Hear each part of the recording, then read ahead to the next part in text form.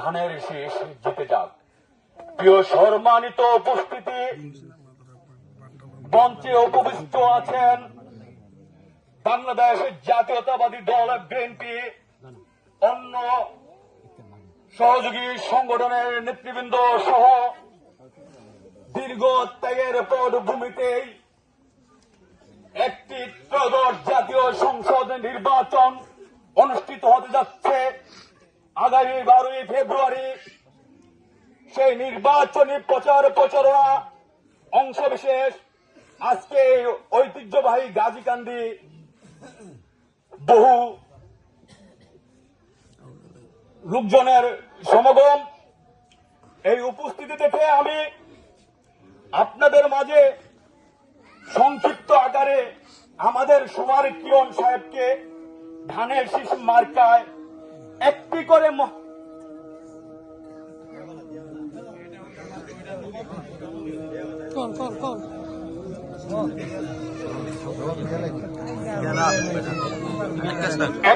মহামূল্যবান ভোটের মাধ্যমে আমরা যেন সর্বোচ্চ চেষ্টা সফলতায় রূপ দিতে পারি।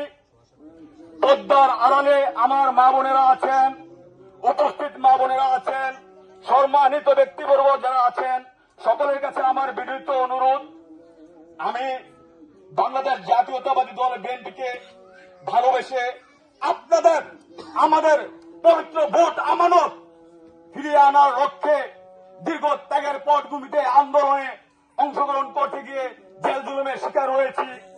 সেখানে আমাকে আমার জীবন দান করেছেন আমার পিতা রূপে যার আবির্ভাব ঘটেছিল আলহাজ শফিকুর রহমান কিরণ সাহেব। তিনি আমাকে শুধু জেল মুক্ত করেননি, আমার ছেলে সন্তানের ভরণ পোষণ শিক্ষা দীক্ষার ব্যবস্থা করে দিয়েছেন। তাই প্রিয় নেতা আলহাজ শফিকুর রহমান কিরণ সাহেবের কাছে আমি ঋণী। আমি তারই মাঝে আপনাদের মাঝেও একটি কথা উল্লেখ করতে চাই। প্রিয় উপস্থিতি মা বোনরা, আপনারা আপনাদের পবিত্র মহামূল্যবান ভোটটি যে ভোটের সংগ্রামে আমরা হামলা মামলার শিকার হয়েছিলাম, সে 12 ফেব্রুয়ারি আমাদের পবিত্র ভোট আমানত ধানের শীষের পক্ষে দিয়ে আমাদের আলহাজ শফিকুর রহমান কিরণ ভাইকে মহান সংসদে পাঠাবো। উন্নয়নের দ্বারা অব্যাহত থাকবে আমাদের স্কুল কলেজ মসজিদ মাদ্রাসা আলোকিত হয়ে ইনশাল্লাহ।